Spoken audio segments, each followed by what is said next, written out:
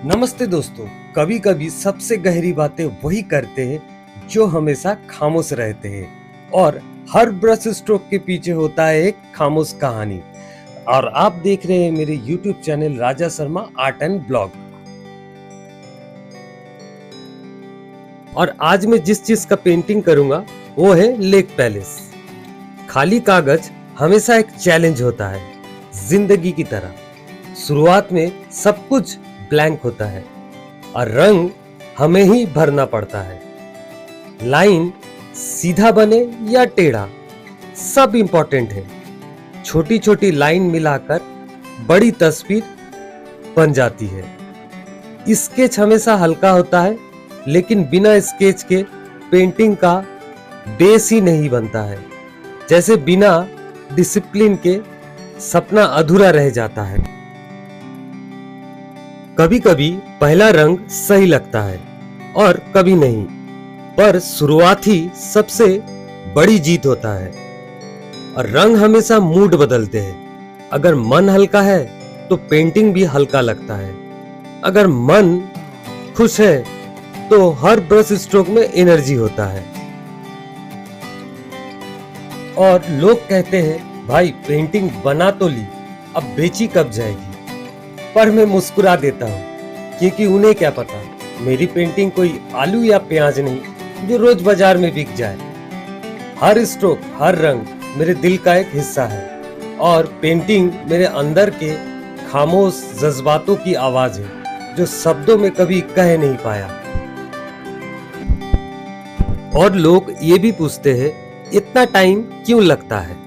मैं कहता हूँ क्योंकि मैं बेचने के लिए नहीं, जीने के लिए पेंटिंग बनाता हूँ।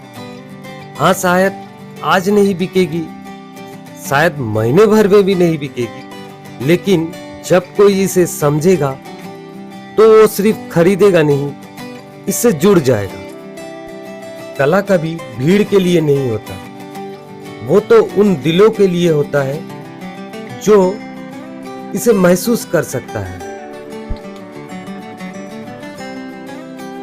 तो पेंटिंग कोई आलू प्याज नहीं है जो रोज बिकेगी। ये तो एक एहसास है जो वक्त आने पर अपना खरीदार खुद ढूंढ लेगा।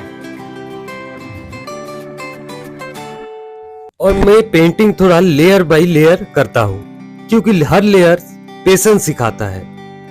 एक एक कोट से ही पेंटिंग मैच्योर लगता है। और जिंदगी में भी आपको टाइम और एक्सपीरियंस के लेयर्स चाहिए होते हैं, बिना उनके डेप्थ नहीं आता। हर डिटेल एक नई जान डालती है पेंटिंग में। छोटी छोटी मेहनत ही बड़ी सफलता लाती है। अगर अंधेरा ना हो तो रोशनी का वैल्यू समझ नहीं आता है। तो कंट्रास्ट ही पेंटिंग को इंटरेस्टिंग बनाता है।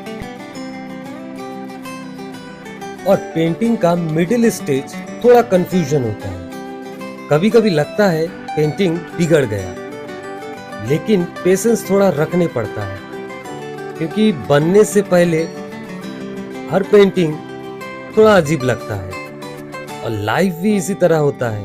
हर स्ट्रगल का एक अलग चेहरा होता है और उससे गुजरना मुझे लगता है जरूरी है। और वाटर कलर पेंटिंग में कागज भी बहुत इंपॉर्टेंट होता है। पहले तो कागज एकदम शांत रहता है और सफेद रहता है, पर जैसे ही उस पर रंग गिरता है जैसे लगता है वो जाग उठा है। और वाटर कलर में सिर्फ रंग नहीं बोलते, कभी कभी कागज भी बोलता है। कभी वो रंग को गले लगाता है तो कभी उसे छूकर चले जाता है। और हर कागज की अपनी बनावट होता है। कभी वो रफ रहता है तो कभी स्मूथ, और हर बनावट पर रंग का व्यवहार बदल जाता है। कागज रंग को थामता नहीं है, उसे जगह देता है, उसे फैलने का, बहने का और अपने रूप में ढलने का। शायद यही तो असली रिश्ता है। और पेंटिंग में हाइलाइट देना एक स्पार्कल जैसा होता है। एक छोटा सा टच भी पेंटिंग को जिंदा बना देता है। और लाइफ में भी हाइलाइट्स छोटी छोटी खुशियां होती है जो दिन को ब्यूटीफुल बना देता है। अब फाइनली आ जाते हैं फाइनल टच में। अब फाइनल टच जो होता है वो परफेक्शन नहीं होता है, बस एक डिसीजन होता है कि अब बस हो गया, अब इस पेंटिंग को मैं कंप्लीट कर देता हूँ। तो जिंदगी भी कभी परफेक्ट नहीं होता, बस हम उससे एक्सेप्ट करते हैं और वो अपने आप में ब्यूटीफुल बन जाता है। और अंत में मेरे सभी कलाकार दोस्तों को मेरे तरफ से नमस्कार। फिर मिलेंगे नया कोई काम के साथ। अगर पेंटिंग अच्छा लगा है तो सब्सक्राइब कीजिए और लाइक कीजिए। आप लोगों के सब्सक्राइब करने से और लाइक करने से मैं भी थोड़ा सा मोटिवेट हो जाऊंगा, क्योंकि हर ब्रश स्ट्रोक के पीछे होता है एक खामोश कहानी।